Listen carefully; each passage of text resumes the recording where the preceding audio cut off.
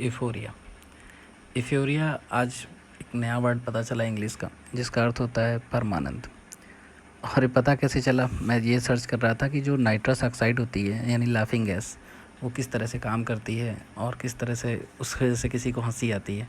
तो प्रिस्ले साहब ने इसका आविष्कार किया था, लेकिन ये जो होरेस वेल्स साहब हैं जिनकी फ़ोटो देख रहे हैं आप, वो पहले ऐसे वैज्ञानिक थे जिन्होंने सर्जरी के ऑपरेशंस में और इस समय ऑपरेशन के समय में भी लाफिंग गैस का इस्तेमाल किया कि दर्द कम हो, क्योंकि उस समय जो सर्जरी हुआ करती थी वो बगैर एनेस्थीसिया दिए ही कर दी जाती थी। लोग पेशेंट को पकड़ लेते थे, बहुत सारी भीड़ देखने के लिए इकट्ठा होती थी और स्पीड मैटर करती थी, स्किल नहीं कि कितनी तेज़ी से डॉक्टर आया और वो चीर फाड़ करके रख दिया। और उसमें अक्सर करके पेशेंट की डेथ हो जाती थी, क्योंकि इतना दर्द होता था कि इसको सह पाना बहुत मुश्किल होता था। तो उस समय एक हालांकि ये जो वेल्स साहब थे उनके प्रयोग बहुत सफल नहीं रहे नाइट्रस ऑक्साइड पे, हालांकि वो आज एक अच्छा एनेस्थीसिया माना जाता है। लेकिन उसी समय एक मॉर्टन करके वैज्ञानिक हुए, उन्होंने डाईएथाइल ईथर का इस्तेमाल किया और 1846 में उन्होंने ईथर के इस्तेमाल से पहली एक ऐसी सर्जरी कर डाली जिसको पहली पेनलेस सर्जरी कही जाती है, यानी उस सर्जरी में कोई दर्द नहीं महसूस किया गया। और अगले दिन के अखबारों ने उसको लिखा भी कि मतलब वी कंकर्ड पेन, कि हमने जो है दर्द को जीत लिया है। और एक बड़ी सफलता भी मानी जा सकती है, क्योंकि उस समय का दौर ये था कि मान लीजिए आज से 160-170 साल पहले एक बहुत बड़ी बात होती थी कि कोई पेनलेस सर्जरी हो जाए। आज के समय में तो मेडिकल साइंस इतना आगे चला गया है कि लाखों सर्जरी पूरी दुनिया भर में हो रही है, एनेस्थीसिया इस्तेमाल किया जा रहा है बहुत बड़े स्तर पर।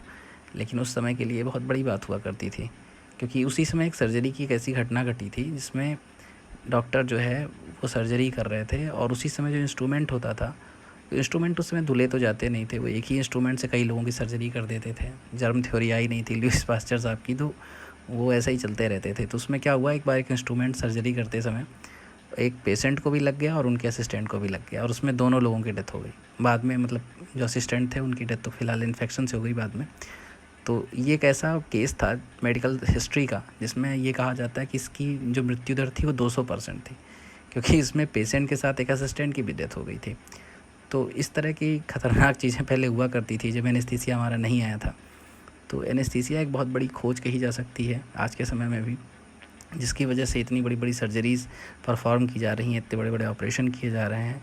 और वो एक एनेस्थीसिया जो था उस समय का और आज का, वो इतना बदल चुका है कि जिसकी वजह से मेडिकल साइंस आज बहुत आगे निकल गई। हालांकि उसका इस्तेमाल जो था, आप अगर नाइट्रस ऑक्साइड की बात करें, लाफिंग गैस की, तो उसका इस्तेमाल जैसे प्रिस्ले साहब ने आविष्कार तो कर दिया था, लेकिन जो वैज्ञानिक हुआ करते थे जिन्होंने इसका पहला इस्तेमाल बताया, हम्फ्री डेवी नाम था उन वैज्ञानिक का, वो क्या करते थे, लोगों को खाली एक मतलब दिखाने के लिए कि हाँ देखो एक नई चीज़ है, और एक तमाशा जैसे होता है, हंसाने के लिए वो गैस इस्तेमाल करते थे, लोग तालियां बजाते थे।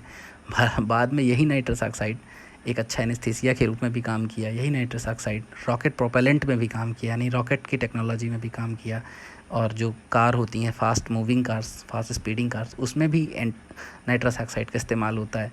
तो आप खुद नहीं जानते, हम खुद नहीं जानते हैं कि साइंस में कौन सी चीज़ कहाँ काम कर जाएगी। तो कैफ़ी आज़मी साहब का एक शेर है, मैं ढूंढता हूँ जिसे वो जहाँ नहीं मिलता, नई ज़मीन नया आसमान नहीं मिलता। तो अभी बहुत सारे नई ज़मीन और नई आसमान की खोज करनी है, काफ़ी आगे जाना है हमें।